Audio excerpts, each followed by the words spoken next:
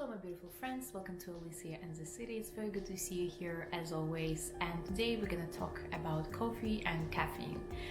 The reason why I decided to make this video is because recently I've been seeing quite a lot of videos on YouTube about people who cut out their coffee, is it cold turkey or slowly, and I actually done it several months ago, I would say about 3 months, and I just didn't really think that people might be interested in this subject, but I would be very happy to share my experience. So without further ado, let's begin.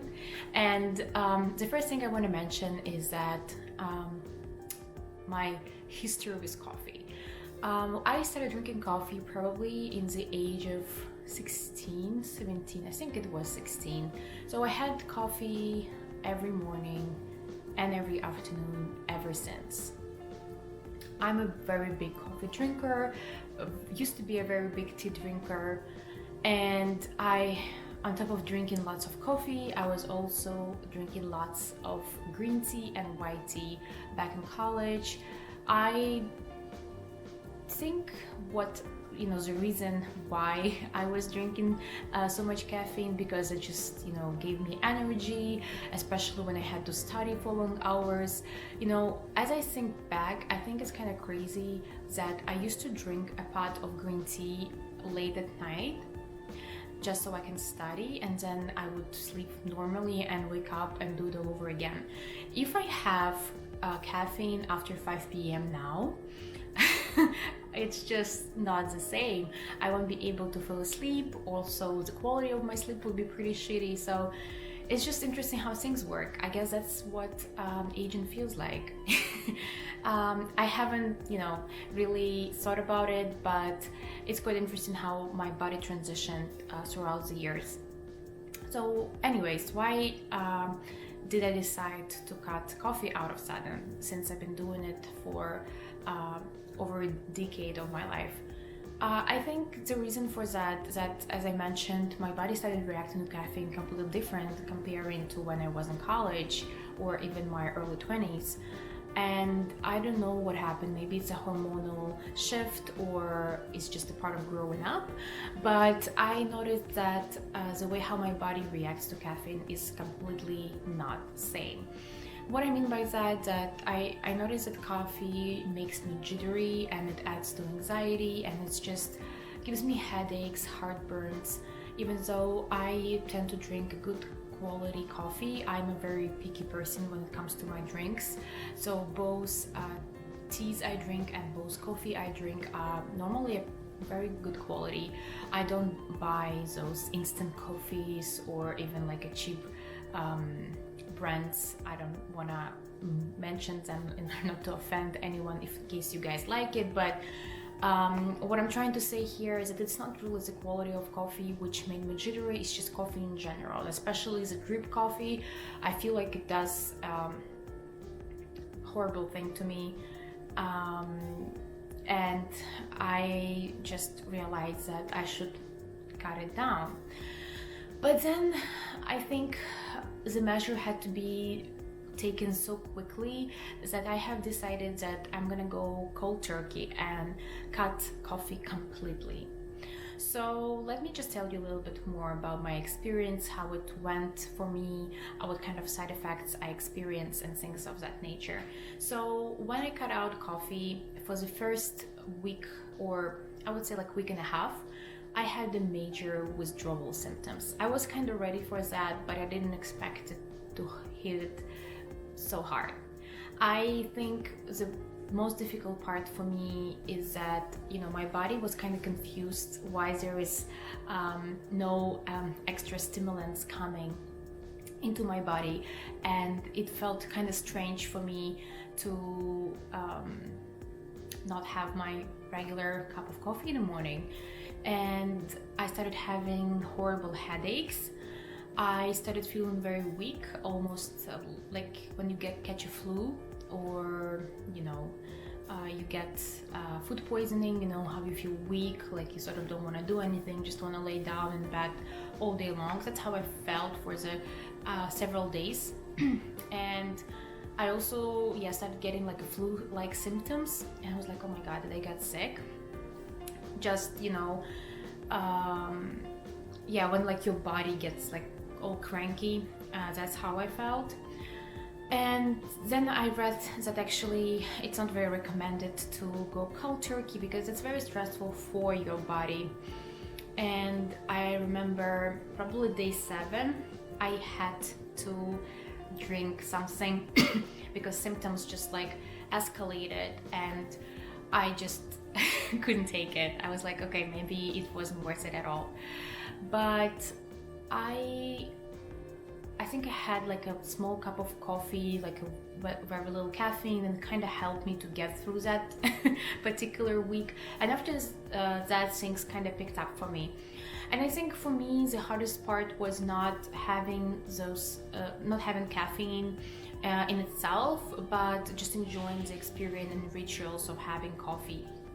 Because for me, I like the aroma, I like taste. I know that for some people it's just a caffeine boost, but for me it's more than that. For me it's a whole ritual which I established for myself throughout the years, and I tried so many different ways of making coffee. You know, there's a Turkish way, cold brew, coffee drip, an espresso machine.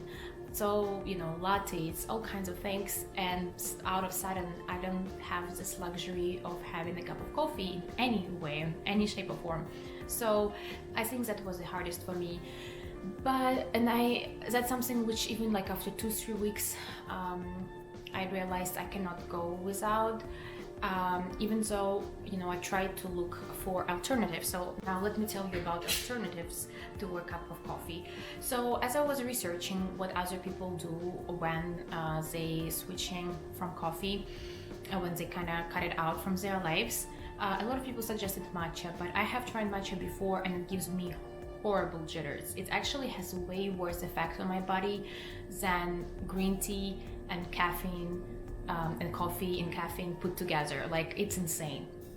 I get like all shaky and weird and my anxiety just goes over the roof, which is weird, but I guess it's just my personal side effects. So matcha is not working out for me. As I enjoy it from time to time, but I have to be very careful on how much powder I put, and I have to like make it like very diluted, and I will be okay. But I also tried herbal teas, which I actually like quite a lot. So normally I drink herbal teas in the evening.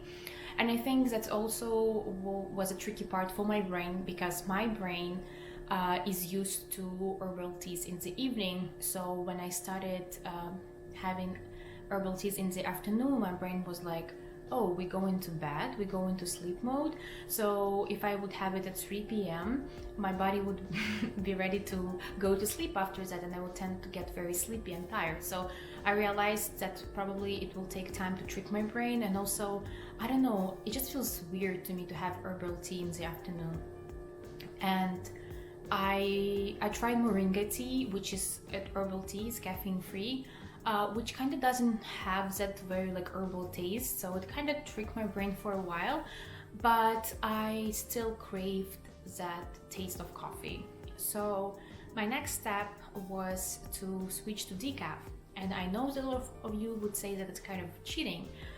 If you go enough coffee, cold turkey, then you cut coffee completely. That's why I mentioned in the beginning of the video that I cut down caffeine, but I think comparing to the level of caffeine I was consuming before, the level I'm getting from decaf coffee is not even comparable. I think decaf has up to 10% of caffeine comparing to regular cup of coffee. So I also drink an espresso decaf, which has very, very low levels of caffeine. And just like with regular coffee, I would have it in early afternoon, so it doesn't really impact my body. And I would say now, as it's been almost 3 months, I would say that it does give me a little bit of a boost of caffeine, like I feel it, but it's not outrageous. It doesn't make me jittery or anything like that. It's just like a nice, comfortable energy lift in the beginning of the day. And again, it's not like I have to have a cup of coffee a day. It's just, you know, whenever I feel like it. And again, I do it more of a morning ritual kind of thing. I really enjoy it. I like the taste of it, so at least that helps me to get over coffee. I also, as I mentioned, drink lots of herbal teas and staying hydrated. Another thing I want to mention is that probably like after a month of completely cutting out my coffee, I just want to see how my body feels. And it's an interesting thing. I don't really crave regular coffee anymore, but sometimes if I will pass coffee shop or someone will make a cup of coffee, I would crave it again. It's just because it's an old habit, and sometimes I still miss the taste and feel of actual drip coffee. So occasionally, I would say once every 2-3 weeks, probably, really depends. I would have a cup of coffee, but I would have like a 1.5 of coffee if I really want it.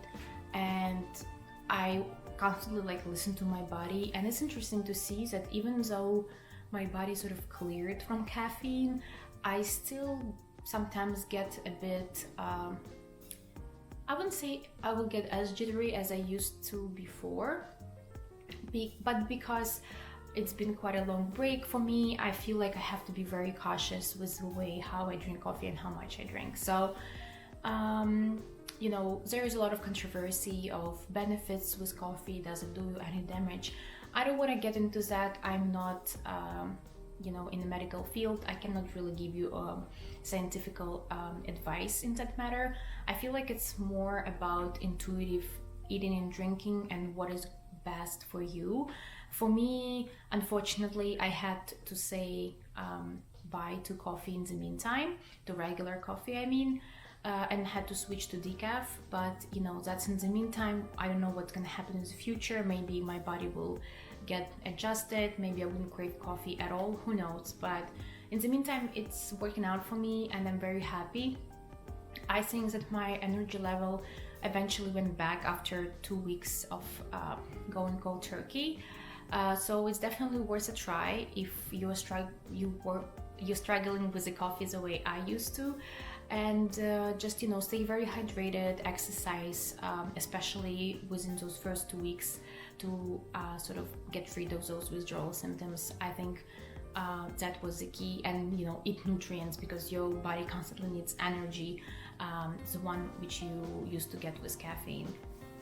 So those would be my advice, and I hope that you guys enjoyed this video. If you did, please don't forget to give me a big thumbs up and subscribe to my channel, as I try to post videos at least twice a week. And I will see you in my next videos. Bye bye.